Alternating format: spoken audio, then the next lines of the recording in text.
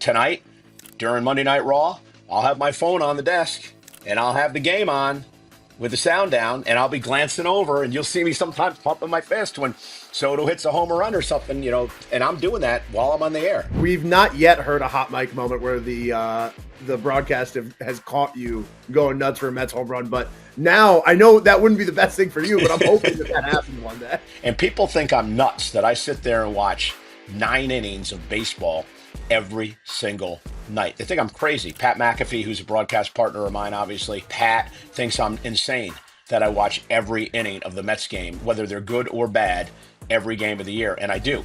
Baseball is my first love.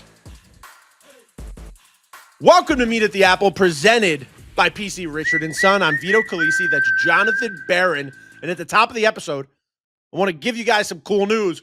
Later on today, and I'm really excited about this as a lifelong wrestling fan who still watches every Monday, every Friday, we have Michael Cole joining the show. If you're like me, you've heard Michael Cole on your TV as long as you've heard Gary Cohen, Keith Hernandez, Ron Darling. As long as you've been listening to Howie Rose's voice, you've been listening to Michael Cole's voice. So really excited to have him on the show. He's a gigantic Mets fan, which I was blown away to hear for the first time. So we'll be talking to him later. Also, a reminder, please leave those reviews, 5-star reviews, and a comment. Actually, type it up.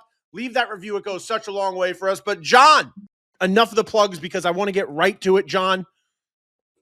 We said the Mets are back last time, and I feel like I don't need to say it again because the Mets are still back. They just won 7 in a row, sweeping the Giants on the West Coast. How good does life feel right now for you? Yeah, I mean, first of all, hello, everybody. First of all, I want to shout out the couple I met at the San Diego airport today that were listening to the show. The last place in the world I expected to encounter some of the Apple listeners were at the baggage claim in San Diego, but shout out to you guys for saying hi. And yeah, I mean, we talk about the ebbs and the flows of a baseball season, and the Mets have ebbed and they flowed. And right now they're ebbing. I think ebb is the good one. Assuming ebb is the good one, then they're ebbing with 7 straight victories. Never thought about that. Yeah, right. Like, what is the good one? Is it what's the bad? I don't know. I have a feeling the ebb is the positive one. Let's assume that's the positive one. That's exactly what is happening for this Mets team. I think it starts with the bullpen first and foremost. During the 7-game winning streak, they've allowed just 4 runs. On Saturday, it was a bullpen masterclass after David Peterson left the game. On Sunday, the same thing. Brooks Raley coming back into the fold, a guy that Carlos Mendoza can trust to get lefties and righties out. Gregory Soto pitches a clean 1-2-3 inning. You see Reed Garrett and the nasty splitter. He is back to being his filthy self. I go back to that game 1 of the doubleheader against Milwaukee when he struggled a lot. Ever since then, he's been lights out. And of course, Edwin Díaz, we know what Edwin Díaz can provide to the back end of a bullpen. But to not be afraid to get in your bullpen early into a game. And we know that when you get in the postseason, the dominant bullpen is the key. For me, that's been the biggest part of this Mets run over these 7 games. Obviously, we've seen a lot of other teams struggle. We saw the Brewers lose 2 of 3 at home to the Marlins this week. Everyone says it, but it's very true. The National League is wide open. And, this trading deadline is going to be monumental in a lot of ways. There are a lot of teams that are still trying to figure out who they are, what they are. There are moves that are going to be made that are going to win and lose postseason series, I think, at this trade deadline. Right now, this Mets team, I think, is in a better situation than they were, say, a week or 2 ago because of the way the bullpen is shaping up. Obviously, the Mets strike quickly. We talked about the last time you and I spoke, Vito, that there had not been a deal in baseball at all. And then you and I went home that night, and we saw the Seattle Mariners acquire Josh Naylor, and that kind of got things moving a little bit. The next day, the Mets make the Gregory Soto acquisition. We see him make his Mets debut on Sunday, but the bullpen is already in a good spot. Am I saying it's finalized? No, but the Mets bullpen is in a much better spot. The return of Jose Butto also helps, of course, than it was a couple of weeks ago. And I think the theme of last episode, the young players, I think that's going to continue to come into play. We saw it on Sunday night. I mean, what better of an example? Francisco Alvarez, a couple of extra base hits, and of course, Ronnie Mauricio, 4 hits, the third Met with a 4-hit game this year. He joined Soto and Nimmo, a splash hit, couple RBI, raises his OPS about 100 points. A huge night for Ronnie Mauricio, who is a guy that's going to help this Mets team down the stretch. There are a number of young guys that are going to continue to do that. And Vito, I think some of them might still be in the minor leagues. That is to be seen. But right now, we go into Monday. Mets coming to San Diego. I say coming because I'm in San Diego right now. Things are feeling good. That's my long-winded answer to your question of how I'm feeling right now. All right. So I'm going to go back into the beginning of what you were saying. Go back to the bullpen, because I want to bring something up from last year that reminds me of the stretch this bullpen just went through. Last year, when Edwin Díaz got suspended for 10 games, you saw the bullpen get hit really hard. You saw Garrett get moved into that closer role. You saw things get shaken up a little bit, and that's when some troubles started to hit after the Mets kind of got good finally in the middle of the year. And I think we never really fully recovered from the A.J. Minter injury, obviously. And then Dedniel Nunez goes down. Jose Butto goes down for a little. And now that Butto's back, Brooks Raley is on the mend. I didn't even bring up Danny Young going down before. And now Gregory Soto is in the mix. I feel like you're just seeing a more complete bullpen where that path to Edwin Díaz is getting easier. And the easier that path to Edwin Díaz is, the better the Mets bullpen is going to look, because there's just more parity. There's more guys you can go to in situations. It's not just Garrett and Ryan Stanek every single time the Mets are in a close game. But yeah, the bullpen looks as good as it did in the beginning of the season right now, which is dominant, which is awesome. And yeah, we talked about the young talent in the last episode. And, you know, I didn't think that they were going to go outdo themselves going to the Bay Area and just continuing to crush baseballs. And I'm sure the top five is going to have some of those moments, and we'll get to the top five soon. But it was a weekend the Mets needed. And I said this on Twitter yesterday for game 2. I really feel like this team needed a gutsy nail biter 2-1 win. I feel like those kinds of wins are important. And you've seen this team win games a lot where it's like 8-1 or 8-3. Actually getting that close game where the bullpen had to come in and really nail things down, a game where they didn't need to score 5 runs or 6 runs to win. I think game 2 is just incredibly important for the culture of the team going forward. Yeah, I mean, you know, it was coming off of Friday's victory, an 8-1 win. You knew it was going to be a closely contested game with the pitching matchup of Robbie Ray and David Peterson, who, by the way, I was scrolling MLB, the matchups, and you put those two headshots together. Those guys are spitting images of each other. Tell me I'm wrong. I know that Verlander kind of looks like Ray, and Peterson kind of looks like them, and then Carlos Rodon also looks like all of them. Just bearded, handsome gentlemen. But when I was scrolling through, I was like, oh, these two guys could be brothers. But you knew that was going to be a low-scoring affair, and Peterson did a great job once again. 6 innings, fewer than four runs. You know, it's always 3 or fewer runs allowed whenever David Peterson takes the ball. Seemingly, he does the job. The Mets get to Ray in the 6th inning. Vientos comes through after the Mets stranded the bases loaded earlier in the game. And like you said, you know, for Diaz to come in, he gives up a ringing double off the wall there. And then obviously the Patrick Bailey line drive that Pete Alonso jumps to the apex of his leap and snags. Pete has been a very, very solid defender at first base. That was the knock on him coming out of college. That was the knock on him throughout his minor league career, was that he might not be able to field a position, especially one as important as first base. And yes, first base is a very important defensive position, but Pete has become a very good defender. His ability to scoop low throws is very underlooked, and him getting up and snagging that seed by Patrick Bailey for the final out, by the way, massive play. I know Mets fans appreciate that incredibly so, and we saw Edwin Díaz's appreciation for that on Instagram and many other Mets, but that was a great victory for the Mets, who, like you said, you know, San Fran is a tough place to go play. The weather is tough. It's a big stadium. You've got that fog that comes off McCovey Cove. That's a tough thing to deal with at night, and all the seagulls and just all these other factors that are very unlike many other stadiums in Major League Baseball. But to go there, coming off the Angels sweep, and, you know, let's face it, the division's obviously not a lock. The Phillies and Mets are duking this thing out. The Phillies come to Citi Field at the end of August for a big series, and the Mets will go to Philadelphia in September for a huge series as well. Right now, the Mets have a 1.5 game lead, but the name of the game is getting the playoffs, and you take your chances from there. So to take on a Giants team that is right in the thick of the wild card chase, to sweep them is massive, because as we remember from last season, you want to own as many tiebreakers as you possibly can. And right now, the Mets, with the Giants coming to town next Friday for a 3-game series, all they need is one victory, and they will have that season series against the Giants. So that is a great job by the Mets, and they won these 3 games in different ways. On Friday, a bit of a rout 8-1. On Saturday, like you mentioned, that close 2-1 ball game. And on Sunday, a back and forth affair, right? The Mets take a 1-0 lead. The Giants go up. The Mets tie it. The Giants go back up. The Mets tie it again. They take the lead. They get some insurance. And then the Giants threaten in the 9th inning, but the Mets close the door.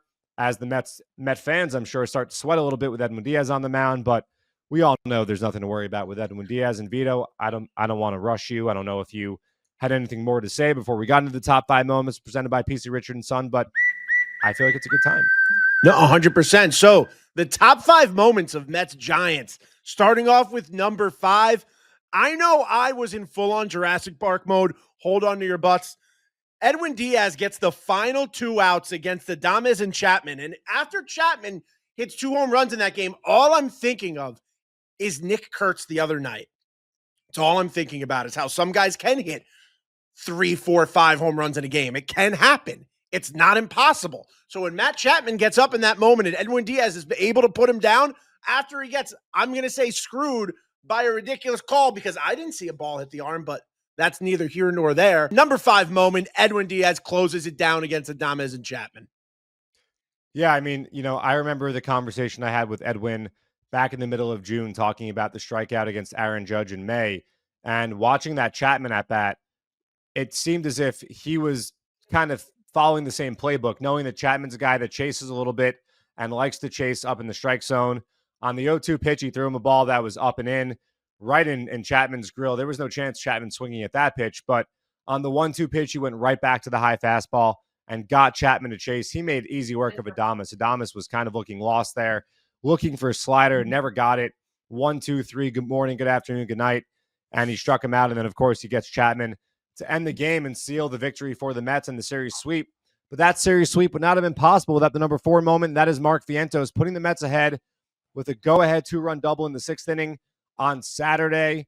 Not the first time we've seen Mark come up with a big extra base hit in the latter half of a game. We saw that bases loaded double a couple weeks ago against Carlos Estevez, and he does the same thing. We know Mark struck out with the bases loaded earlier in the game on Saturday. He comes up big, and there's a lot of talk about how Carlos Mendoza is handling Beatty, Vientos, Mauricio, and you throw Acuna in there, and you throw McNeil in there who could play the infield. I think that it's a good problem to have. I do. Obviously, the Mets believe in Ronnie Mauricio. He has not been sent down any time where a player's come back off the injured list and the Mets needed to make a move. Mauricio has survived, all those instances. I think it's pretty clear the Mets believe in Ronnie Mauricio and his ability to help this team as a switch hitter, as a guy that can play multiple positions, as a very toolsy player, and as a damn good hitter, as we saw on Sunday with him going 4 for 4 with a homer, an extra base hit, 2 RBI, and raising that OPS by 100 points. But there are at-bats to be had for Mark Vientos. It's about putting Mark in the best spot to succeed. We saw him get the start against the lefty on Saturday night, and he came through. And we talked about this earlier in the season. We've talked about this since this podcast began. It's a good thing for young players to have to earn it. Even a guy like Mark Vientos, who hit 27 home runs in 111 ball games, whatever it was last year, and then set the Mets single postseason RBI record, that's all well and good. But he's still a young player, and he still needs to prove that he could do it each and every day. And you don't want guys to get complacent. And I'm not saying he or anyone else is getting complacent. That's not what I'm saying. But healthy competition breeds success. We see that in so many examples. You can look back at past Mets teams, other teams. It is a good thing. It is a good problem to have. And when everyone is fighting and hungry for at-bats, usually you get the best out of everybody because everyone comes to the ballpark each and every day locked in. So good for Mark Vientos coming through. Good for Ronnie Mauricio coming through on Sunday. It is a good thing. It's a good, I don't want to call it a problem, a good situation for the Mets to have. And it worked out well for Mark on Saturday, Vito. Yeah, and you know what? Before the All-Star break, we saw Mark Vientos starting to get hot. And we were saying it's a shame that this kid is finally getting hot right now and they're about to have a week where they don't play baseball. But luckily, Mark Vientos has stayed hot, and he's going to be an important part of this lineup going forward. All right, number 3 moment, Game 3. Juan Soto, game-winner home run.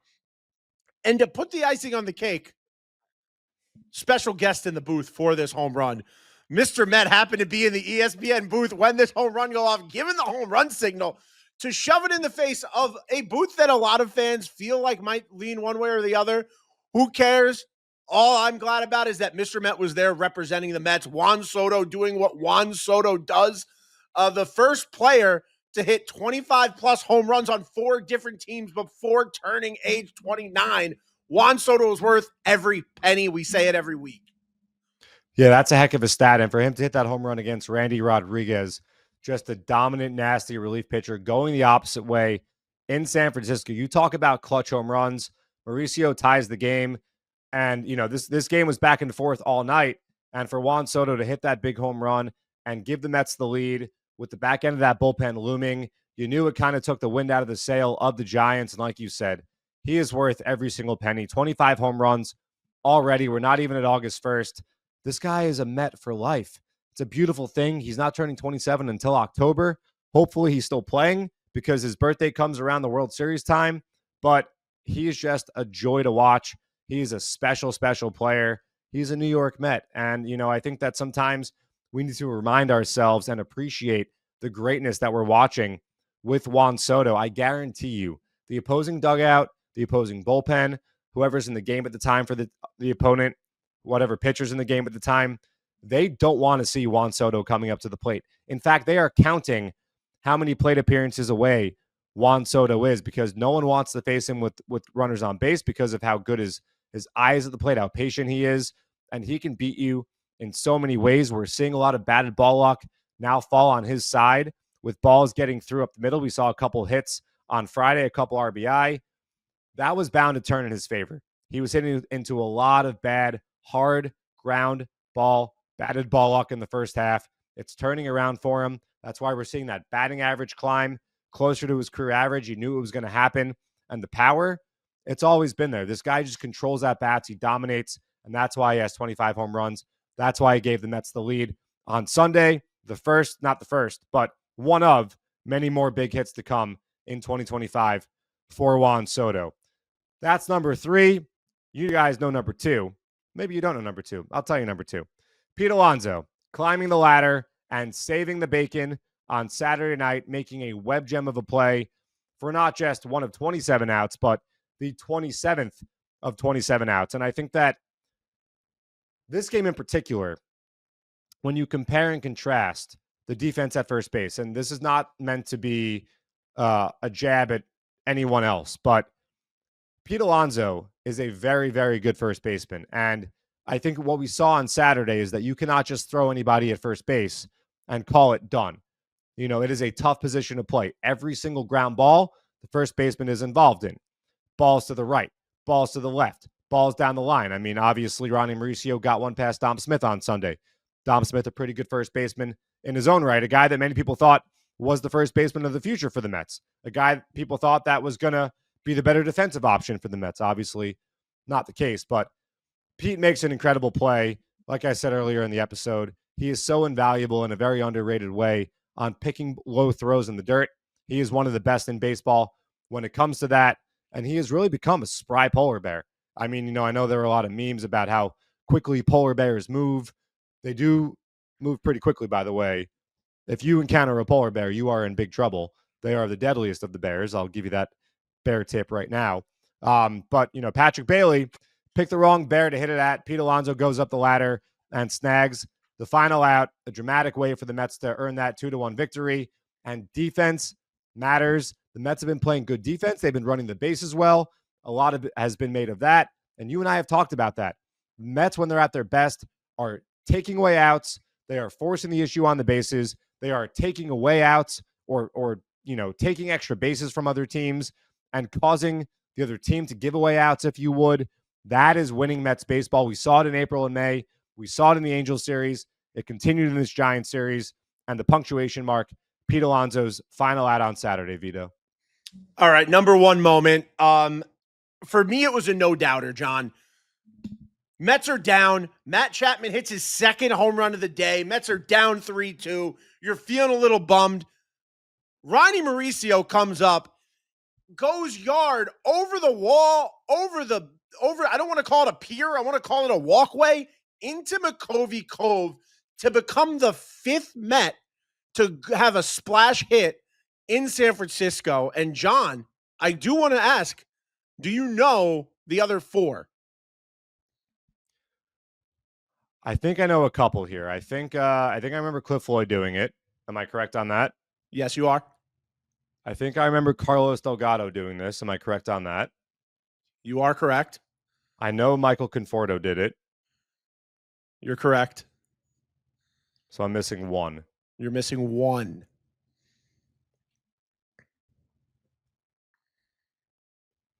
And I believe the person you're missing did it twice. Got to be a lefty because Elliot Ramos was the first righty to ever hit one in the Cove last year. Lefty, not Reyes. Curtis Granderson. Yes, sir. Are you serious? Yeah. Nice. All right, cool. So, yeah, Ronnie Mauricio becomes one of 5 Mets to hit a home run in McCovey Cove. Awesome moment for Ronnie. As Ronnie's running, he's pointing because it looked like it was going fair. It looked like it was going foul. Ronnie's pointing fair as he runs the bases. Incredible moment, which really quickly reminds me to go back to, I don't know if you watched Juan Soto's post-game interview. He pointed to his ring finger as he was rounding the bases, and he said that it was because his friend just got engaged, and he promised him that if he hit a home run, he would do a little shout out for him. But anyway, Ronnie Mauricio pointing, the ball's going fair, it's going fair into the water. Just awesome moment for somebody who's like, had a long route back to getting to where he is right now. Somebody we've been rooting for, and man, just a sick weekend of Mets baseball. Yeah, I mean, I think the way I said it at the beginning of the episode really kind of sums it up. I mean, this isn't just now 7 straight. This is 14 of 21 for the Mets. That goes back to them taking 2 of 3 from the Milwaukee Brewers. And, it's important to watch the scoreboard, the out-of-town scoreboard, and see how other teams are faring. The Dodgers went on a big slide. The Brewers have gone on a big slide. We know the Phillies have had their ups and downs right before the Angels came to Citi Field, got swept by the Mets. The Tigers. 2 of 3 from the Phillies. The Tigers have had a tough time of it. So, this really is happening to each and every team. And that really, goes into, the theme of this episode, the title of this episode, not just the National League, but baseball in general. Things are wide open. They really are. Everyone has their issues. Everyone's got injuries. Everyone's got holes. There is a lot of parity. You look at the National League and just the best records in baseball, or in the National League, I should say, there's like 5 teams within a half a game of each other right now in the National League. And that's why I say that this trade deadline is going to be so incredibly important. And, I don't think it's going to be necessarily the big move, right? Because there are a lot of teams that find themselves in it right now. So there might not be that many sellers to trade away that big piece. I think it's going to be a conglomerate of the smaller moves that are really going to pay off and help a team come October. But it's not just about what you can acquire. It's about what you can develop from within. And we've talked about this numerous times. We'll talk about it again. The Mets have a lot of internal options. We heard David Stearns talk about a guy like Drew Gilbert, who's been on a tear for the Syracuse Mets, finally healthy. 2024, kind of a lost year for Drew Gilbert. He's been hitting righties. He's been hitting lefties. He's been homering. He's been doing everything. He plays a good center field, a guy that could possibly help the Mets at some point in the second half. Obviously, everyone knows about Nolan McLean and Brandon Sproat. We know about the relievers that have come up. Rico Garcia, a guy that was off the radar for a lot of people for most of the season, has been lights out for the Mets. You saw it again on Friday night. An acquisition in the offseason signed by the Mets to a minor league contract. So this is going to be a huge week. We do have a 3-game series with the Padres coming up before the trade deadline comes on Thursday, and the Mets return home to take on the Giants once again on Friday. But a lot of the action happens before the deadline. As we know, the Mets made their 2 bigger moves last year before the trade deadline. They traded for Jesse Winker, I think the Sunday or Monday, but it was the Sunday morning before the deadline. And we know Phil Maton was acquired well before the deadline. There are many big-time relievers potentially available. There are some big-time starting pitchers potentially available. And, of course, there are some bats potentially available. I don't know what's going to happen. You don't know what's going to happen. I had to collect my thoughts there for a second. But this Mets team is in a good position because they have a farm system that is heralded around the league. They go more than 30 deep. There are many, many players that are very young, that teams that are not in any chance of contending this year potentially next year, possibly looking at 2027 even. Could have interest in guys that are 20, 21.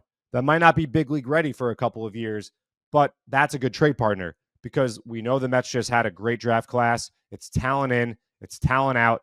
The Mets have been stocking this entire system with talent since the day Steve Cohen took over, even before, and a lot of the people that are in place then are still in place now, helping with draft, helping with amateur scouting, both internationally and domestically. The Mets have done a great job stacking this system, and, it's important because these are victories. These are player development victories when other teams covet guys in your system and you can move them for talent that can help you win at the major league level today. Those are victories, of course, in addition to developing guys, having them come up and, help you out as well. So it's an exciting time, and Mets fans should be very confident in this front office. They did a great job last deadline, and there's no reason to believe they will not knock it out of the park. And we have a beautiful and exciting second half ahead of us. And it's all going to start Friday night, right? One day after the deadline, Mets Giants at Citi Field. What more can we ask? Yeah, and I think this deadline is going to be the wackiest one we've seen yet. It's going to be weird because I think, like you said, since so many teams are in it, you're going to see a lot of teams not budge whatsoever until the final day. I think you're going to see a lot of major moves coming in those last few hours. I mean, today, the reports coming out that Seth Lugo is signing an extension with the Royals was just completely unexpected because he was somebody that seemed like might be on the board. So the Royals almost playing defense right there. It's just it's going to be a really fun few days, and I'm pumped. I'm pumped for those push noties coming in saying who's going where. I'm excited to talk to you about it after. I was so pumped when the Mariners made that trade to send you that text on Sunday night saying, "Hey man, the trade deadline just started." So look, we'll see what the next few days, what comes of them. The Mets head to San Diego, where Jon will be boots on the ground. We got Frankie Montas, Sean Manaea, Clay Holmes on the mound. Sean Manaea, did Sean pitch in San Diego last year? Or is this his first game back there? With us, at least. I mean, he's probably on Sunday. I'm not sure. I don't remember, but I do want to talk about the mustache thing, by the way. That has become a fun thing. I know Kodai Senga doesn't have a mustache, but I want to see some stashes at Citi Field. Sean obviously, I feel like Sean has to. His thing is to go with a bit. Oh, he's definitely been a stash guy. I also challenge some Mets fans to dress up as Pablo Sanchez. I don't know if you can order the Pablo Sanchez outfit on Amazon as easily as you could get the Grimace one, but Grimace brought us what? It was 7 straight victories going to Texas. Yeah, right? we're here at 7 game winning streak. I mean, it's at 7 now, so it's been the same exact concept. So it's not as easy as a costume, but it's easier almost because you could just wear a yellow hat and a white shirt that shows your belly. Get creative, guys. I'm not telling you how to do it. I'm just saying let's get some Pablo Sanchez love out there because the Mets have a 7-game win streak since Pablo showed up. But also, I saw somebody point out that they've won 7 since Adam Driver came to a Mets game. So I also invite Mets fans. Not right. Not true. It wasn't right. No, he was there on Monday. He was there in WWE night. The Sunday game against the Reds was the first game of the winning streak. So got it. Okay, so yeah. 6-game winning streak. Yes. 6-game winning streak in Not the Adam 7. Driver era. This is the Pablo Sanchez winning streak. No one else. That's it. Pablo Sanchez. I'm going to invite people, though. If you want to dress up like Adam Driver characters, you can come dress up as Kylo Ren. You can come dress up as Adam Driver and girls. Hey, I just walked down the street. I saw Comic-Con here in San Diego. So, I mean, I'm all crazy I'm all time for you guys right to go now. to San Diego. Well, blame the schedule maker. It wasn't my call. I'm just when you texted me and I realized you were in San Diego the same day as Comic-Con, I was like, oh, Jon's not fully ready for what he's about to witness walking through the streets. Are you going to go to that burrito place I sent you? Before we started. Are you going to go to the burrito place I sent you? I'm going to check it out. Yeah, I had a nice little quesadilla today, some sushi. So San Diego's an incredible city. I told you I met some Mets fans that listen to the show at the airport today, but there's a lot of Mets fans here all over San Diego. It's going to be a lot of fun. I've never been to a ball game at Petco. I've been to San Diego twice, but both in the off season. So I'm really excited to see what Petco Park has to offer. And of course, excited to meet some more Mets fans at Petco Park on Monday and Tuesday. I will not be there Wednesday, flying home on Wednesday at 1 p.m. So right when first pitch is happening, 1 p.m. Pacific time, but really excited. And like you said, Frankie Montas and Sean Manaea, Clay Holmes taking the mound, 2 good teams. We know these teams obviously met a couple years ago in the playoffs. last year, 2 wild card teams. Every time they get together, it's always a good battle. The first time they're meeting, the first time the Mets are seeing Jose Iglesias since he signed with the Padres. So that'll be a nice moment as well. Obviously, when he comes back home to New York, it'll be a nicer moment, but another little connection there. So really, really excited for this 3-game series and excited to get back. Like I said, I mean, I know I made the Pablo Sanchez joke, although not totally joking, but I cannot wait to get to Citi Field. We saw the crowds at Citi Field last homestand. And guys, each and every game is bigger and bigger, right? Like, I mean, this is why on December 8th, we were all so excited about the news that broke, because, that guy helped the Mets earn a victory today. And this ownership group has just invested so much in the hopes and dreams of this team. And you look at the standings, this is anyone's league. It really is. Forget division. This is anyone's league. So every night is a new night. And, the Mets, I think, withstood the low point of their season, which is in the distant past now. And it's all about taking it one day at a time. And it's off to San Diego. We're on to the Padres, Vito. One last thing I want to say about the Giants series. Hats off to everybody with the Giants for Lucille's Hall of Fame party. From his entrance to his parents being there, to the crazy crab even being brought back out to be there. And Mr. Met was there. Mr. Met was there. The Philly Fanatic was there. Just watching all of the things that went into the Lucille's Hall of Fame party was really fun to just track on Twitter from all the Mets beat writers that happened to be there. Laura Albanese was doing a great job of keeping Mets fans updated on it. But I had to give a shout out to that, because without that moment, we don't get Mr. Met in the ESPN booth for the Soto home run. I know Carl Ravitch was happy to be doing this, so that was cool. But John, it was really fun to see a Mets sweep and catch up about it.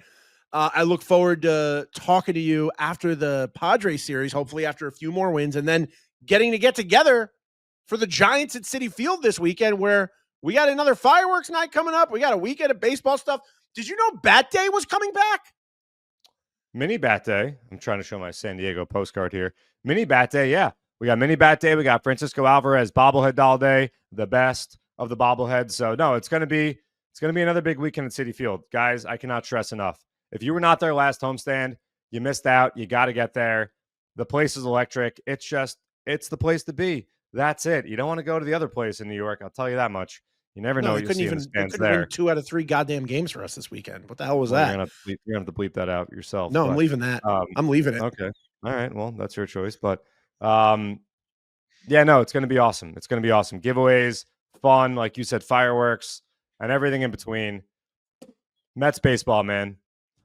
What a ride it's been. And it's only starting. That's the crazy part about it. August 1st, right around the corner. The fun is just beginning. And this is why we do it. It's why we do it. And this is why we also host this podcast, who's presented by our lovely friends at PC Richard & Son, where, John, I was watching the game tonight on my TV at home from the TV that I bought from the PC Richard & Son in Astoria, Queens.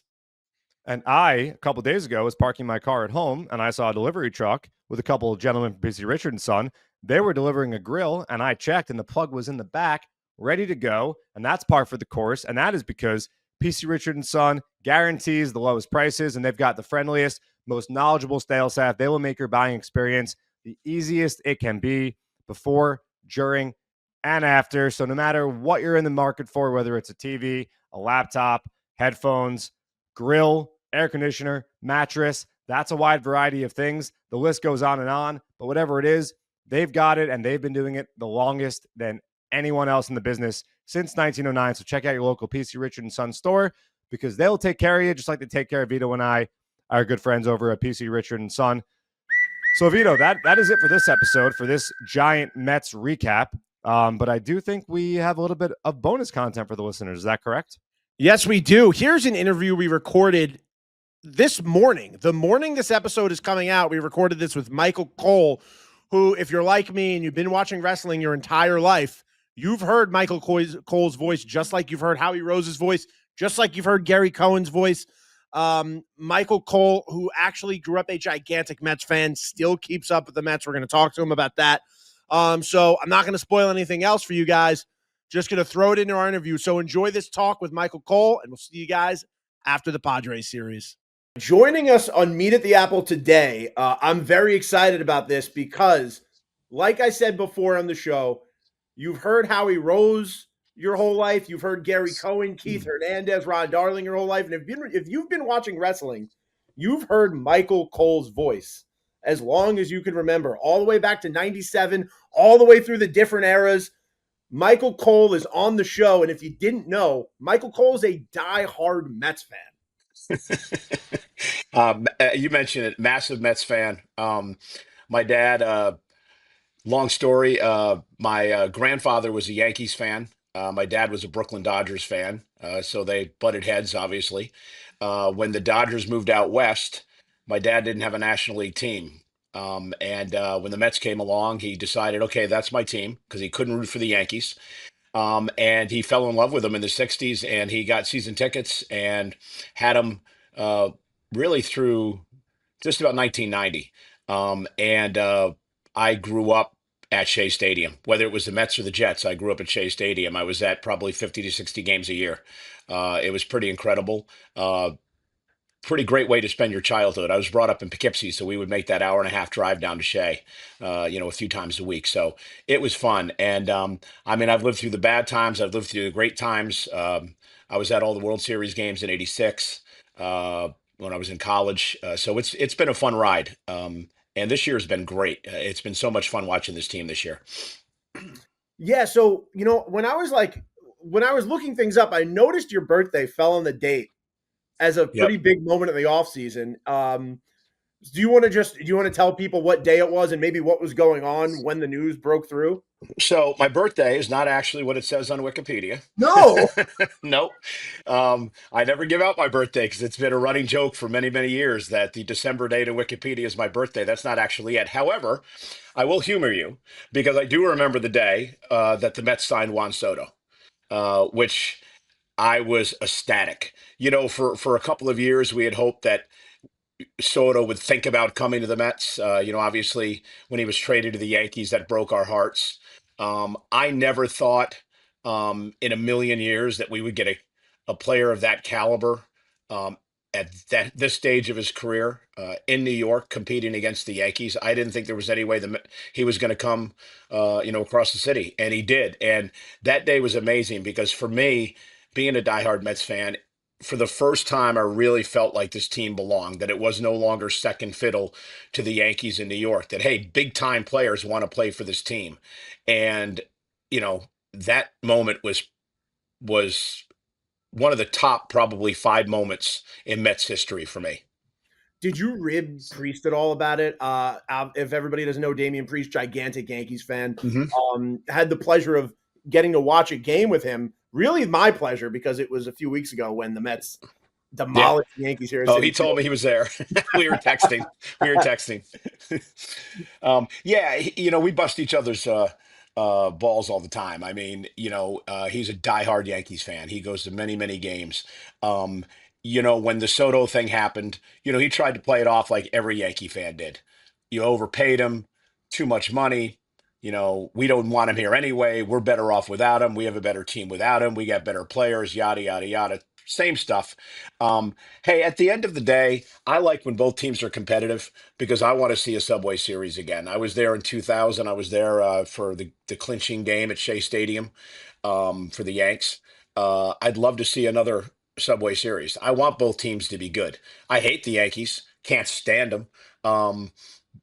Because they're good, right? And but I want to see a Subway Series because I want the Mets to finally take over the city. And I think that you got to beat the Yankees in a World Series for that to fully happen. The Soto signing felt like the first step in it. And there's been moments over the course of my lifetime where it seemed like the Mets were on the cusp of it. Like 2006, when David Wright walks off Mariano and like the Mets were the hot team in baseball. It really seemed like it was starting to bubble over. Then in 2015, there were more Mets hats than Yankee hats all over the city. The Yankees were in a downstroke. And the Mets were looking really strong.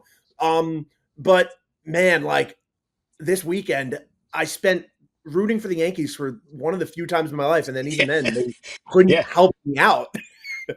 Needed. We the Phillies lost yesterday. So we're what, game and a half up now. It's going to be a dogfight to the end. Listen, the Yankees are going to be there. There's no doubt about it. They have too much talent on that team. They got to get their pitching right, but they're going to be there. And the Mets are too. I just can't see the Mets not being in the playoffs this year. I really think they're going to win the division. I think they have. I think they need to make a couple of more moves, perhaps. But I really think this team is strong, and they're a team. When you look at this team, they've got stars, obviously, but they're a team. I mean, they've got some great role players, great utility players, and they seem like they like playing with each other. It's a big family over there. I mean, you obviously spend a lot more time there than I do, but it seems like it's a big family now, and everybody's getting along, and everybody's playing well, and they're winning. 100%, Michael. Like, I've said this the last 2 years, like we go to spring training and we interview every guy as they're doing the rounds, as they're doing their green screen and everything. And we're one of the last stops they do. And I can't tell you a single bad thing about anybody on this team. Everybody's a genuinely good person. Everybody gets along. It's really unique. And what you see on TV is like really what's happening on a nightly basis. Now, you brought up moves. Are there any moves specifically you're hoping to see at this deadline right now? So listen, if they didn't make another move, I'd be happy with the Greg Soto move. I mean, he pitched well last night. They needed a lefty in the pen. I still think Stearns is going to do something. I don't think we're going to see a big splash. I just don't know who that player is that's going to make the big splash, unless it's a top line starting pitcher. And there's not a lot of them available right now. There's so many teams in the mix heading into the deadline that there's not a lot of teams that are going to sell. Um, I think we need another bullpen arm. The pen looks pretty strong right now. I'd love to see another lefty in the pen.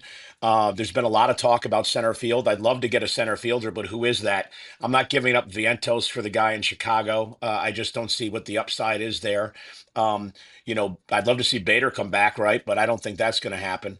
And, third base they've talked a lot about, but I'm comfortable. Listen, I like Brett at second. I like Ronnie at third. I love Ronnie. I've been a massive Ronnie fan for a number of years now. Um, I'm comfortable with this team. McNeil is great. Every winning team needs a Jeff McNeil in their lineup. Guy can play everywhere. Always seems like he's on base. Always seems like he's getting a clutch hit. So if they didn't make a move, I wouldn't be upset. I love the starting rotation right now. If they stay healthy, Senga and Peterson, and of course Manaya's back, and Montas has been pitching well. Could they use another starter? Yeah, of course they could. But if they don't make the move, it wouldn't upset me. But I still think another arm in the bullpen, maybe a starter, but it's got to be a top frontline guy, and maybe a center fielder. Other than that, I don't know where you make the moves. What's your guess? What do you think the magic number is to win the NL East this year? Listen, there's 56 games left in the season as we talk on this Monday.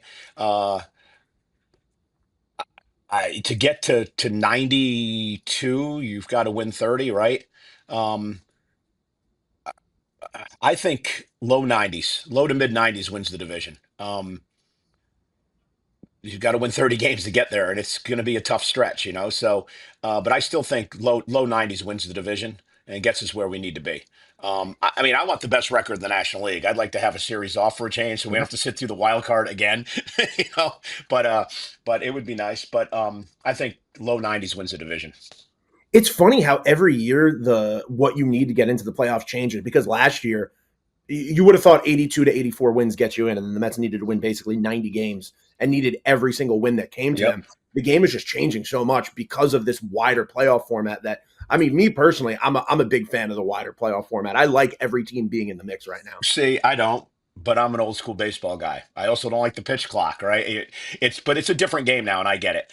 And I think if you look at the National League this year, I don't remember a time where there's been so many teams bunched at the top. I mean, you look at you got the Dodgers and the Mets and the Phillies and the Brewers and the Cubs. I mean, you got 5 legitimate teams, and then you've got a tier lower than them that are really good and can make some noise too. I mean, the team the Mets play tonight, the Padres. I can never figure the Padres out. I mean, they've got all the talent in the world and should be much better than they are, but they're still dangerous as well. So it's going to be a dogfight the next 2 months of the season. You were talking about the trade deadline before.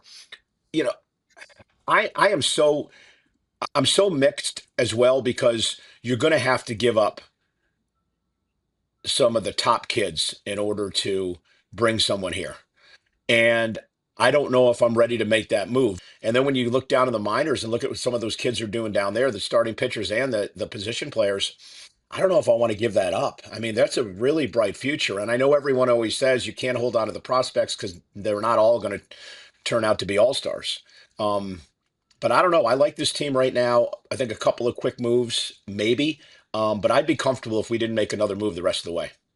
It's just so crazy talking to you because I don't think anybody would guess like that you're this tuned in that like, are you paying attention to the minor leagues in every level of Mets baseball? Dude, I love baseball, and it's been my number one sport since I was a child. Like I said before, went to all the games.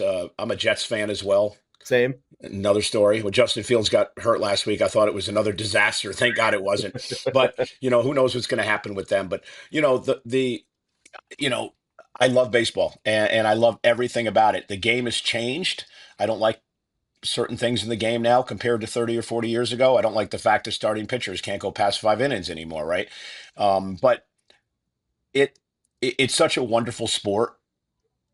And what I like about it is you have to be a real fan to like baseball because you have to dedicate every single day for 6, 7, 8 months, and even in the off season to this sport. Like I live and die. One of our directors in the company, Lee, is a huge Mets fan. From every single day of the year, and it doesn't matter if it's Christmas Day or it's the middle of the season, we are texting about this team. And we're following the minor leagues and we're seeing how the kids are playing and we're and moaning like every single Met fan does. And then the next day it's like, oh my God, Soto is the greatest deal we ever made. And, we're along for the ride just like you all are too. And baseball, I love it because you have to dedicate so much time to this sport to understand it. You can't be a casual fan, I don't believe, and enjoy baseball. You have to get into the numbers and the statistics and get into the weeds of everything, which I think is so cool. You can be, I'm an NBA guy. I love the Knicks. Yeah, but you don't have to spend every day studying the Knicks. Football happens once a week for your team. Baseball is an investment. And people think I'm nuts that I sit there and watch 9 innings of baseball every single night. They think I'm crazy. Pat McAfee, who's a broadcast partner of mine, obviously, Pat thinks I'm insane that I watch every inning of the Mets game, whether they're good or bad, every game of the year. And I do. Tonight, during Monday Night Raw, I'll have my phone on the desk and I'll have the game on with the sound down and I'll be glancing over and you'll see me sometimes pumping my fist when Soto hits a home run or something, and I'm doing that while I'm on the air.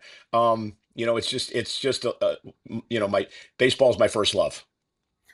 So we've not yet heard a hot mic moment where the broadcast has caught you going nuts for a Mets home run, but now I know that wouldn't be the best thing for you, but I'm hoping that happens one day. Well, Mike, let's see what happens as we move along. Also, our executive producer, Lee Fitting, who runs our television department, Lee's a massive Mets fan as well. So he's texting me during Raw sometimes too, saying, "Hey, did you see that? Oh my God, Soto hit a home run or whatever." So yeah, we've got and then of course Eddie Arango, one of our officials, is a big Mets fan. So we have a little small, tight-knit community within WWE that are massive Mets fans. And, we're always following everything. Last night, I was watching the game on and off last night. I had a couple of things going on, some meetings and stuff. So, but, all my buddies were texting me. Did you see the Ronnie homer? Did you, see the Soto homer? You see Greg Soto came in and pitched well. Diaz almost blew it in the end, but he got out of it. So, I was up to date on everything. I grew up gigantic wrestling fan. Honestly, until high school, the Mets didn't overtake wrestling for me. And I think that there's so much commonality between wrestling and baseball because baseball is built on storytelling and baseball is also built on crowd emotion and building up to a moment. There's no other sport like it. No. There's no other sport where you could be down 4-1 and with one swing be up. There's no other sport like last year. Exactly. And I think there's so much commonality between wrestling and baseball also with these larger than life figures that you would never believe, you forget that they're real life things, like Babe Ruth. You would never remember, you would never picture that that's an actual human being that walked the earth the way he has become a folk hero. And then, to talk about people who just passed away, like Hulk Hogan, the same thing, where it's somebody you hear stories and you see videos and he walked around, but these larger than life figures that didn't even seem real. So, I compare our fans, WWE fans, and also pro wrestling fans in general. They're a lot like baseball fans. There is this dedication, there is this attachment that this product is theirs. Um, you know, there's many podcasts and many uh, beat writers now that cover wrestling. It's turned into this mega business, and the fans dedicate themselves to our product like we dedicate ourselves to baseball. It's a daily thing. Every single day there's news. Every single day there's armchair quarterbacking. Every single day there's like, why did they do this on Raw? Why did they do this on SmackDown? Man, that was a great Raw. It would have been better if we did this. What's going to happen at SummerSlam? So it's just this love for this business, and it's pretty incredible to see how far this business has come. And I talked a lot about, you mentioned Hulk Hogan, what Hulk and Vince McMahon did for this business back in the 80s, and taking uh, a business that not just WWE but all the other territories that were small regional based promotions, and deciding that he was going to go global and blowing this place up into this juggernaut now that is seen in every country on the planet.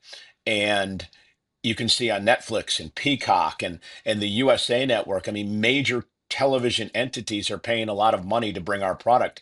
And I think the beauty of what we do, and it's the same with baseball, and you touched on it, it's the emotional attachment to the athletes and the characters.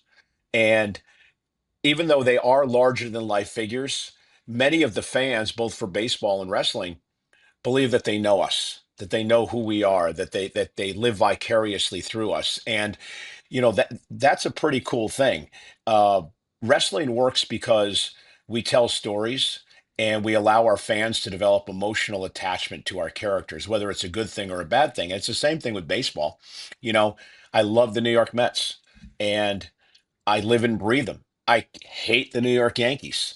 And they're the heels. The Mets are my baby faces. And it's the same type of thing. So it's pretty cool to see the fan bases of these sports. Like, I don't think that there is a fan base in any sport like the baseball fan. And I mentioned it before, the dedication you have to put in to get through a season. Yeah, you could be a football fan, but what do you dedicate, you know, and I'm not just talking football in general, where you watch every single game from Thursday to Sunday and you're betting on it and you have a fantasy league. That's not fandom to me. Fandom to me is having that team that you live and die for. In football, it's the Jets, but the Jets lose on Sunday, which is normal, and I can turn it off for 6 or 7 days and then watch them again the next week and put myself through the torture again. But I get 7 days off in between to regroup. In baseball, you don't get that. Your team loses one night, or they lose 7 games in a row, and every night is torture. And are they ever going to score a run? Are they ever going to, pitch well? And then they win 7 in a row, and it's like, oh my God, this is the greatest team on the planet, and every game's fun. So it's like every day you're walking this tightrope of emotion in baseball, and you don't get that in any other sport. Wrestling's the same way. You can dedicate a week of your life to this product and to these superstars and enjoy it. So you brought up heels before. So I wanted to kind of have you rank the Mets heels. If you give me 3 guys you think are the top 3 Mets heels all time. Okay, all time. Okay, let's start with the present. I think the biggest heel on the Mets team right now is Juan Soto, and it not within the team, but within baseball. Everyone hates Juan Soto unless you're a New York Mets fan, because he signed for so much money. And, Cohen has a blank checkbook, and he opened it up for Soto. And so there's many people out there that believe that Juan Soto came to the Mets just for the money, which could be the case. Who cares? He's on the team. I thought the biggest false narrative of the entire season was the first 2 months, when every Yankee fan was trying to post pictures and memes of the fact that Juan Soto wasn't happy with the Mets. I mean, that was the big. Michael Kay even got into it. That was the biggest joke ever. Listen, you're paying me $800 million a year. I'm going to be happy whatever team I'm on. But no, he genuinely seems happy. But he's the biggest heel in baseball right now, I believe, Juan Soto. I think when you look throughout the history with the Mets, Keith Hernandez, massive heel back in the day, because Keith, I don't know if I can swear or not, but I'm going to. Keith just didn't give a shit. He was a hard-nosed ball player who went out there, didn't care who he offended, didn't care, what people thought about him, went out there to win baseball games. Hernandez was a massive heel in the mid 80s. And then you got a guy, I think you could pick out anybody on that 1986 team would fit right in with the exception probably of Gary Carter, but that would fit right into that heel persona because baseball hated the Mets in 1986. So I would say Soto, I'd say Keith Hernandez, probably the two biggest heels in my lifetime for the team. Oh, I'll give you one other heel who wasn't a player. M. Donald Grant, the man who traded Tom Seaver. Which was the worst day of my dad's life. One of the only times I literally ever saw my dad cry was that day in 1977. 77 was it? Or 76? Nonetheless, the day that they traded Seaver for 4 bums from the Reds was one of the only times I actually saw my dad cry because Seaver was his hero. So M. Donald Grant's up there as one of the biggest heels of all time. Well, I'm going to flip it a little now, and now I'm going to ask you, and I'll give you 3 guys. Okay. Different teams, opposing players. So I'm going to give you 3, and you can even tell me. You can take it out and say that you got your own. Rank them for me. Chipper Jones, Shea Sutley, Derek Jeter. Chipper Jones for me. Number 1. Killed the Mets and enjoyed doing it. Shea Sutley, obviously, because of the slide. I'm not sure if you saw the interview he did. I guess it was last week where he basically said he didn't mean to do it. Whatever. Utley because of the slide. And then Jeter, number 3, because he was Derek Jeter. Listen, I'll never take any away from that man. He was unbelievable. But he played for the Yankees, and he made our lives miserable for many, many years. So Jeter would be number 3. Another one I'd put out there, who's probably one of the most controversial names in the history of baseball, but he killed us, was John Rocker. Oh, yeah. Yeah, Rocker, one of the biggest heels of all time, as well. Oh, and one guy I should have mentioned too, for the Mets, would have been Dykstra. Lenny was a big time heel in the '80s. Again, one of those guys like Hernandez who just didn't give a crap what he said. And even today, you read Lenny on social media, he's an interesting follow. He's still a heel to this day. Chipper, I've always said, carries himself when it comes to the Mets like a heel. He named his son Shea because of how good he hit here. Even during the pandemic, he bought a cardboard cutout of him and his son, put it in the ballpark. Just loved to kill his team. That is the most wrestling. That is the most 80s wrestling thing you can do. Yep. And that was Chipper's personality, and he had fun doing it. But listen, characters like that make baseball what it is. I don't know if there's another sport out there that has the characters that baseball does. And not just now, but for the last century and a half of baseball, right? Some of the biggest characters have come from the baseball field. And of course, basketball and hockey and football have characters too, but nothing like baseball. I don't believe. No, and that leads me to the next thing I want to ask you. I would like to hear your Mets Mount Rushmore.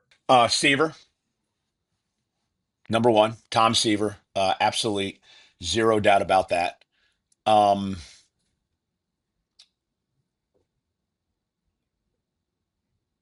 Hernandez, because of what Keith did for the city and what he did for this team. There were many, many stars on that '86 team, but they don't win the World Series without Keith Hernandez. Keith Hernandez changed the culture when he came over to the Mets from the Cardinals. So Keith is there with Seaver.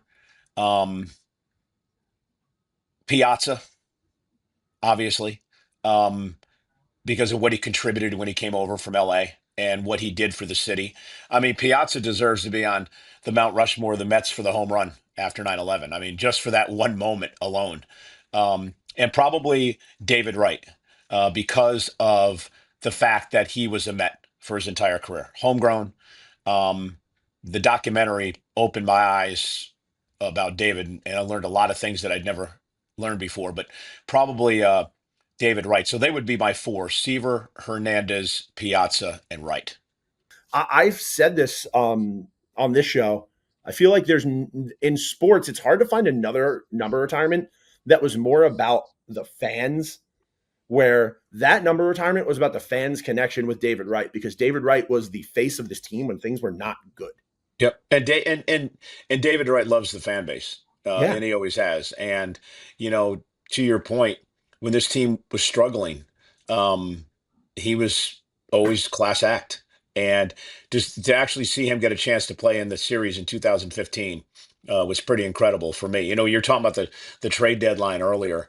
I would argue that there's probably no one in baseball history that has made an impact. Maybe Sabathia, right? Talking about him, but that's made an impact at the trade deadline like Cespedes did in 2015.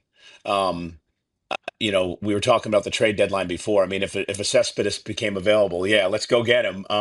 He changed everything. Those last few months of that season were magical. But just to have David have the opportunity to be a part of that, I thought was pretty cool, because I don't think anybody believed that the Mets were ever going to go to the World Series when David Wright played on the team.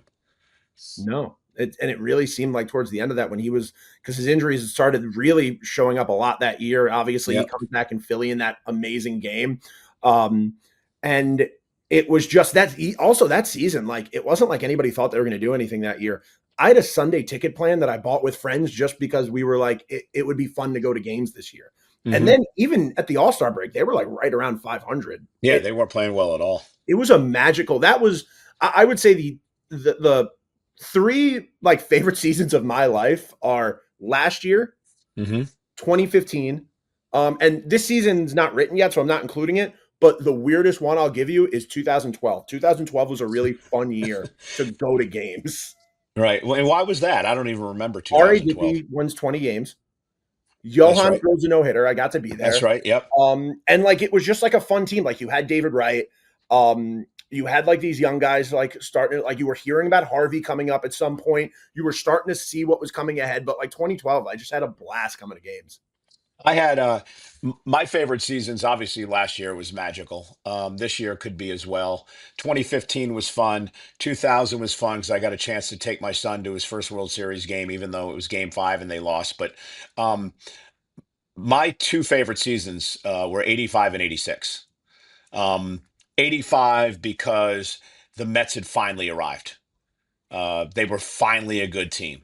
And then 86, obviously, the incredible World Series and, probably the best Mets team that there's ever been. To me, those two seasons were very magical. 85 was so much fun for me because you have to understand the Mets were bad. Like, they were bad from the mid 70s to the mid 80s. Just terrible, terrible teams. And I was going to 50 games a year when they were winning, 60 games a year. So, um, for them to turn the corner, and again, the Hernandez move is the one that really turned things around. And then, of course, you had Straw and Doc come up, and they got Carter, and but 85 was the year, like, it was so much fun to be a Mets fan because finally we were winning games. Finally, we were a formidable team. Finally, we had a chance to win a World Series, right? Even though they didn't. And then 86, all the expectations on this team, and for them to be able to go out there and blow away the field and then have those incredible playoffs and World Series games.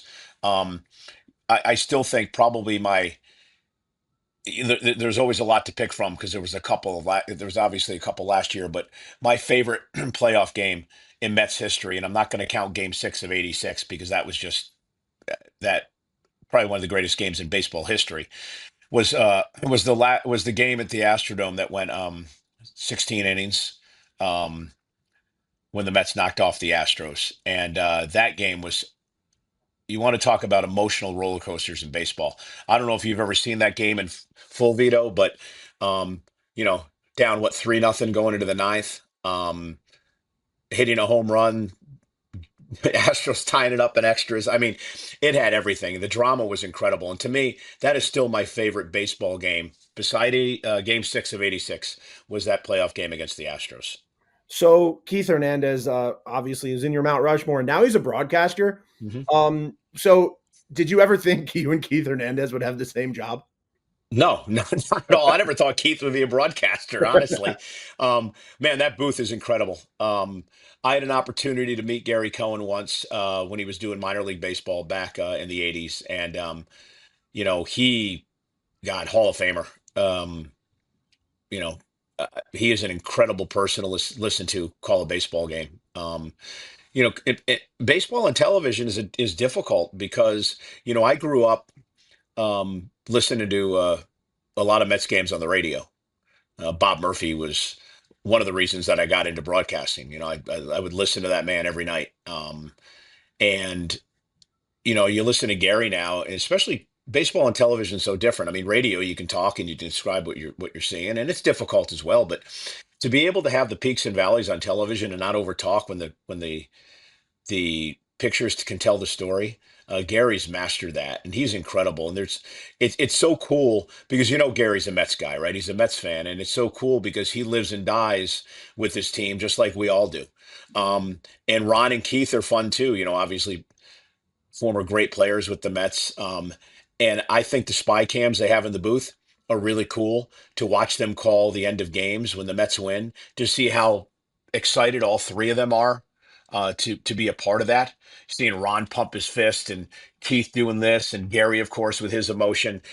It's the best booth in baseball by far. I don't think anyone comes close. Is that something you'd like to join in on one day? Just do a guest spot, jump into the SNY booth for a game? 100%. I wanted to be a baseball broadcaster ever since I was a very young child. Like I mentioned, I would sit in my bedroom and I had an old cassette player that I would turn on and record Bob Murphy calling the Mets games on the radio. And then I would listen to that the next day, the entire game again, until that night when I would record the next game. And I was, early teenager listening to Bob Murphy called baseball games, and that's what I wanted to do. I wanted to be a broadcaster for the New York Mets. I went to college, I went to Syracuse, went to Newhouse to be a sportscaster. Ended up doing a lot of news as well. Ended up starting my career in news before getting into wrestling, which sort of like sports, not really, but sportscasting is what I wanted to do, and I wanted to be a Mets fan, a Mets broadcaster. I pulled Ronnie's home run from last night, and as a wrestling fan, as a Mets fan, as somebody whose voice I've heard on every WWE video game I've played, I wanted to play it for you. And I thought, why don't we have Michael call this shot from last night? Okay. All right. I'm not sure if I can do Gary justice, but Ronnie's got 2 hits on the night. Here's the pitch outside. Ronnie takes it for a ball. Mauricio been heating up as of late. Mets down by a run, looking to pull a sweep in this 3-game set out here in San Francisco.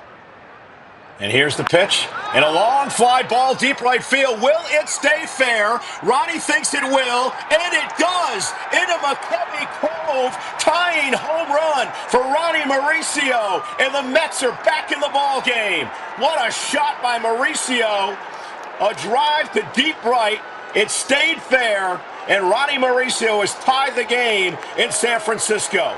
What a night for Mauricio. 3 for 3.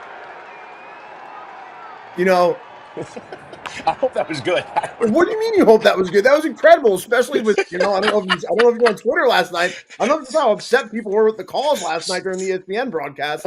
That's right. I forgot Gary wasn't on the call. It was ESPN. You know how people sync up they'll listen to the radio broadcast when sometimes on the national one? I feel like I'm going to send that to people. I think people are going to rather listen to that call than we heard of the ESPN Good. one. Put it out there. Maybe they'll get me in the booth for a guest spot. Well, Michael, thank you so much for joining us. And Mets fans, wrestling fans, SummerSlam this weekend in New Jersey at MetLife. It's on Peacock. Raw every Monday on Netflix, which, by the way, presentation on Netflix is incredible. The 4K cameras are awesome. The Netflix presentation is just, honestly, it's changed. Like, streaming sports is changing sports because the footage is so much better. The broadcast is so much clearer.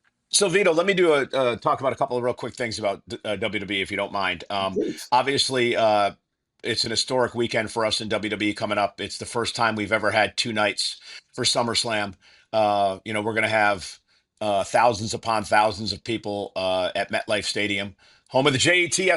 Jets. Thank you. Um, and it's going to be pretty incredible. It's John Cena's last SummerSlam. John, of course, in my mind, the greatest of all time.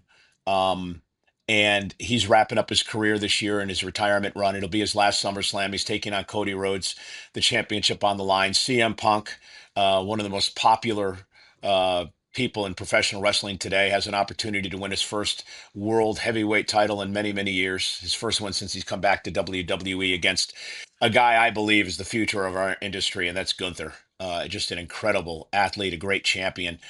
Um, Rhea Ripley, who is maybe our biggest star right now, has an opportunity to win the women's championship in a triple threat with Naomi and Io Sky. Of course, Roman Reigns returns to action at SummerSlam. It's going to be a pretty awesome weekend. You had mentioned Netflix. It's changed the game for us. Netflix is seen everywhere. Raw is seen on Netflix around the world. The presentation's been great. Netflix have been tremendous partners. We've been in the top 10, every week since we debuted back in January. And live worldwide, which is awesome for Twitter. Yes. For people who watch on Twitter, it's so cool that everybody in the world at the same time is actually watching and can communicate and get in on the fun, because I like watching Mets games on Twitter, and I love watching Raw, SmackDown, and PLEs on Twitter. And it's cool, too, because, like SmackDown obviously is on the USA Network in the States on Friday, but it's international on Netflix. I'll be moving to Fridays come September for a few months because Joe Tessitore, who's doing an awesome job for us, has college football duties in the summer, so he'll be moving to Mondays for a few months, which I'm looking forward to moving over to SmackDown. I like to change the scenery every once in a while. But what I think is really cool is what we've done the last number of years with our premium live events, especially overseas, is the fact that we're broadcasting it live in prime time internationally, but it's also playing live back in the States. So, you can get up and have breakfast on the West Coast and watch Night of Champions from Saudi Arabia, or on the East Coast, you can be eating lunch and watching it. Back in the day, we'd record it at 8 o'clock and then play it back at 8 o'clock. But now with social media, now all the results would be out there. So I think it's a pretty cool experience for our fan base to see everything live now. WWE's it's a juggernaut. It's taken off. I'm blessed to have, for the last 28 years, be a part of this thing. Hopefully I got a few more left in me, and we'll see what happens.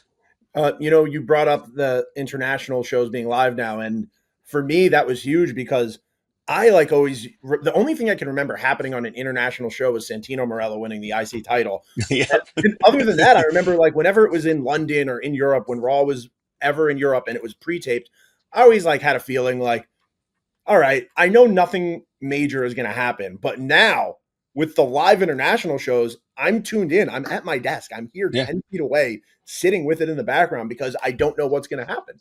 Well, that, and also the fact that our international fan base is rabid. It's incredible to go like we did last month to Riyadh, Saudi Arabia, and look out there and see 20,000 people singing Randy Orton's song. Like, the fact that our superstars transcend everything, and to be in Lyon, France last year, and literally feel the arena shaking because of the emotion of the WWE fans. And now every time we do an international show, the crowds are trying to outdo the last crowd. So when we go to France at the end of the month or at the end of August for a huge weekend in Paris, I guarantee you those people are going to want to outdo what happened the year prior in France. And it's a pretty surreal experience to see that, everywhere you go on the planet, people know who we are and know who our superstars are, and the impact that we have on their lives, the impact that we have within culture in these countries, places like Saudi Arabia. If you look at what we've accomplished there over the last 7 or 8 years, going to that country, and how that country has opened up and allowed us to bring our product to them, has been pretty amazing. And it's pretty cool to be a part of that and see what we're doing across the world. Well, Michael, before I let you go, I have one favor to ask you. Yes. I brought Sheamus out to a Mets game a few weeks ago. Okay. He got to see the Mets destroy the Yankees. He got to watch Damian Priest look miserable. He got to experience the Mets, and he lives in Jersey now. And he told me that he doesn't have a baseball team yet. I explained to him the Yankees are Man U because I knew what that would do. Yep. I need you to get the ball across the goal line. I need you to help make Sheamus a full-time Mets fan. I'm going to see him this afternoon, so I'm going to definitely get him on board, especially when I tell him that, listen, the Mets are the team now in New York. Awesome. Michael, thank you so much. Looking forward to SummerSlam this weekend on Peacock at MetLife, the first two-night SummerSlam. Michael, thank you so much for joining us, and we'll see you next time at the Apple. Thanks, Vito.